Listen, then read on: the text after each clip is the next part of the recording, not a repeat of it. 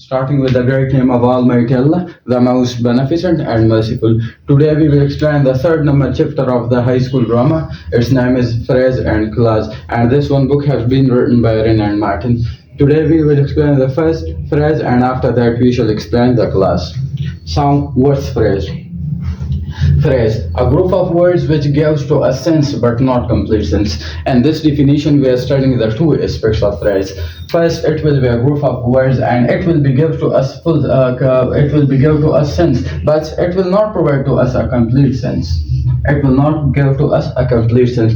This a group of words which gives to us sense, but it doesn't provide to us a complete sense. It's called phrase. According to the examples, the sun rises in the east. The sun rises in the east. In this example, the sun acts a subject. The sun acts a subject. Rises acts a verb. Rises acts a verb. But the remaining sentence it's called phrase.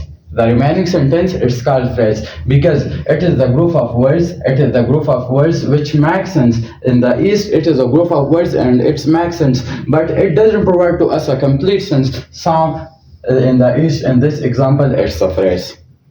The second one example, Humpty Dumpty sat on a wall. A Humpty Dumpty sat on a wall. A Humpty Dumpty, it's the name of someone and it's a proper noun. Humpty Dumpty, it's a proper noun. But sat, it's a verb. Sat, it's a verb. But the rest of the sentence, it's called predicate. It's called phrase. Why is it called phrase? Because it is the group of words. It gives to us a little sense, but it doesn't provide to us a complete sense. So it's called phrase. The third one example, I shall meet you at the bus station. I shall meet you at the bus station. I, it's a subject. Shall, it's a helping verb. It's a helping verb. But meets, it's a verb. You and at the bus stand, at the remaining sentence, you, it's an object here, and at the bus station, it's a phrase here. Why is it a phrase here? Because this is a group of words. At the bus station, this is a group of words which make sense, but it doesn't give to us complete sense. That's why it's called phrase. And how can we identify the phrase? How can we identify the phrase? In the phrase, the verb will be not present. In the phrase, the verb will be not present. In the phrase, the verb will be not present. In the phrase, the verb will be not present. If you think about these examples, in the east, the verb is not present. On a wall, the verb is not present. At the bus station, the verb is not present. And the second one, if we will explain clause, that what's clause? It is the small sentence within a larger sentence which consists of subject and predicate. Okay, in this definition we are studying the three aspects. One is called the small sentence within a larger sentence which will be consist of subject and predicate. Clause, it will be a small sentence within a larger sentence and it will be consist of subject and predicate as well. If you think about these examples, I know that you are a good student. I know that you are a good student. According to the first one aspect of the clause, it will be a smallest sentence within a larger sentence. So this example is consists of two examples. I know. One is I know, but the rest is called that you are a good student. But the rest is called that you are a good student. But in this, the first one sentence, I is a subject, but no, it's verb. I, it's a subject and no, it's verb. That, it's a conjunction. That, it's a subordinate conjunction. You, again, it's a verb. Again, it's the subject. You, again, it's the subject. It's a verb. It's a verb. A, it's article. It's article. Good, it's adjective. Good is adjective in this example, but the student is noun. The student is noun. According to the definition again, it's a smaller sentence within a larger sentence, which consists of subject and predicate. If you think about this example, in the first one portion of the sentence, this sentence consists of basically two sentences. In the first one sentence, I know, this is also a sentence. I know, this is also a sentence, and it is also consists of verb. It is also consists of subject and predicate as well. But how can we identify the predicate? For the predicate, the verb is too much important. For the predicate, the verb is too much important. I know this is I know this is also a sentence within a larger sentence, and it is also consists of subject and predicate as well verb. That you are a good student, that it's a subordinate conjunction here, that it's a subordinate conjunction here. You are a good student, you, according to the exam, according to the definition, you, it's also a sentence here, it's also a sentence here, this is also a sentence here. You, again, it's a subject here, and predicate, the remaining sentence, it's called a predicate, but you, it's a subject, you, it's the subject. That's why it's called phrase. It will be a smallest sentence within a larger sentence, will be consist of subject and predicate. According to the second one example, people who pay their debts are trusted. If I write people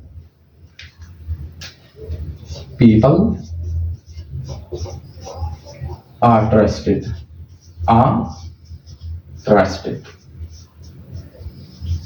people are trusted in this one example. And who pay their debts, this is the first one sentence, and but who pay their debts, this is also a sentence. Why it is a sentence? Because according to the definition, it will be a smaller sentence within a larger sentence, and both sentences will be consist of verb and predicate as well. If you think about this one's statement, this one sentence, who pay their debts, but who, it's a subordinate conjunction here, but here it is working as subject as well. Who, it's a subject. Pay, it's a verb here, but the remaining all sentence, it's called predicate.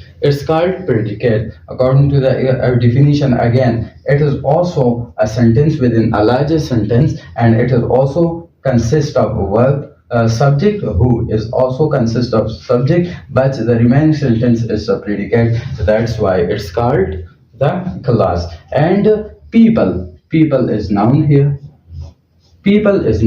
Are trusted. This is called predicate. So it's also the sentence. It's also a sentence. Okay, this is one class, and this is the second one class. And there further we divided the class in two categories. One is called subordinate class. One is called main class. It's also called independent class. But one is called dependent class. It's also called subordinate class. For example, main class is also called dependent class. I know. It's a main class. Why is it called a main class? Because it is independent. It is given to us meaning without the remaining. So without the remaining definite class, and definite class is also called subordinate class. So I know this is the main class. And that you are a good student. This is that you are a good student. That is a subordinate conjunction here. You are a good student. This is called dependent class. And dependent class, it is also called subordinate class. It is also called subordinate class. In the second one example, who pay their debts. This is also called dependent class, because it is not given to us a full sense, and this one sentence is bound to the first one, and this one sentence is bound to the first one sentence. People are trusted. That's why people are trusted. Is a main class here, and main class is also called independent class. But people who pay their debts, this is called independent class, and independent class is also called subordinate class. People are trusted. This is called independent class. And people pay their debts. This is called dependent class or subordinate class.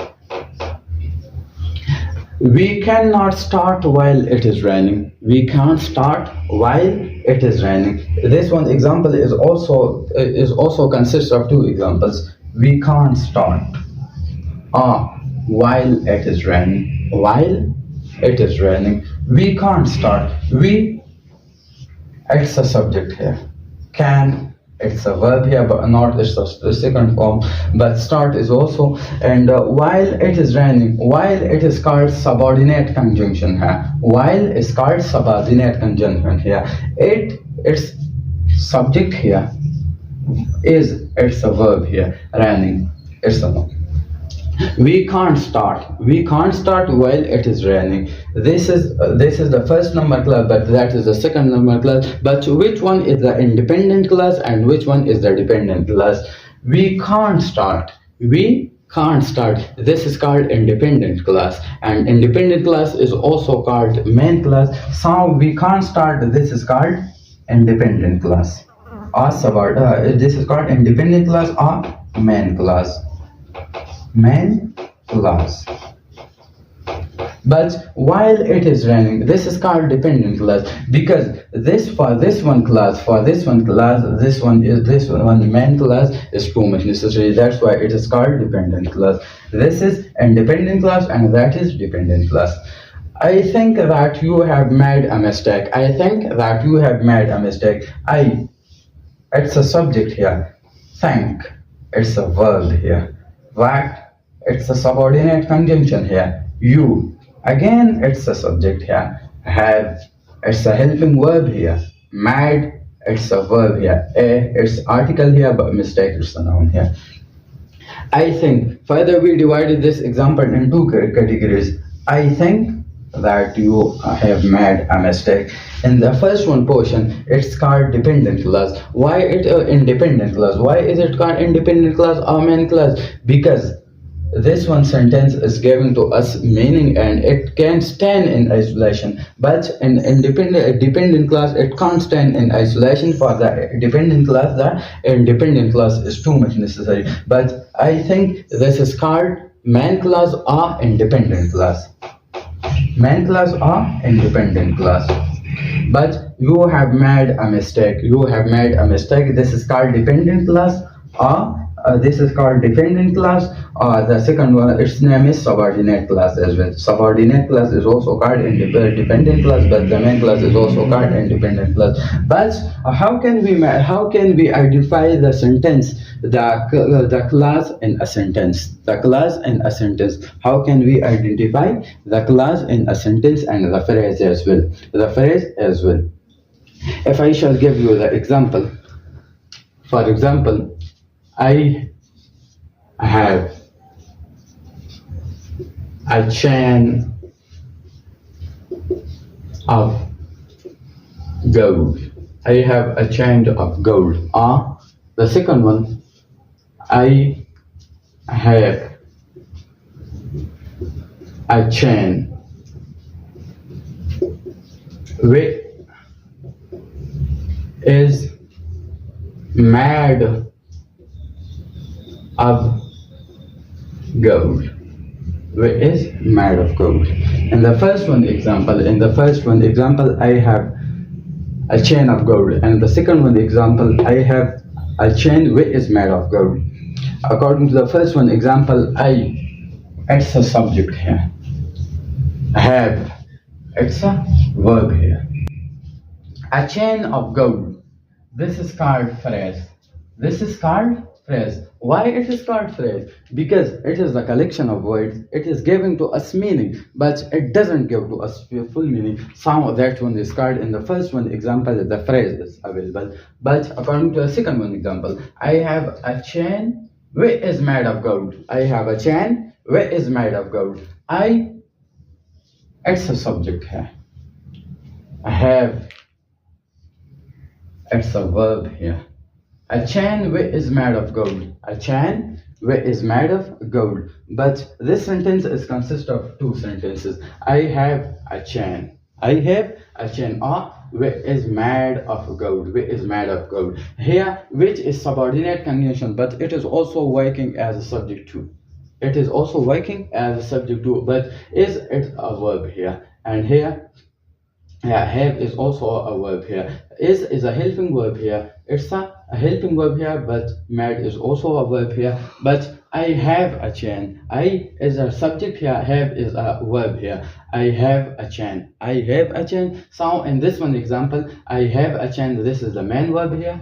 this is the main class here, while it which is made of verb, which is subordinate conjunction, and it is also doing the work of the work of subject, is also helping verb, but it is also verb here, which is made of good. This is called dependent clause because it is dependent to this one independent clause. But and according to this one example, and how can we identify the class in the sentences and the sentence? But the sentence in a class, when a class is present in the sentence, when a class is present in a sentence, so in that one sentence the two subjects and the two predicates will be available. For example, in a sentence is present in a class, so that one sentence will be consist of two subjects and two predicates. For example, I know.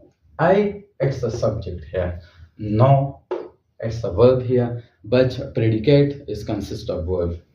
That, you is also a verb here. Is also, you is a subject here, is a verb here. But this one sentence, according to this one sentence, one subject, one verb. That's why on this one method you will identify the phrase and clause. Thanks.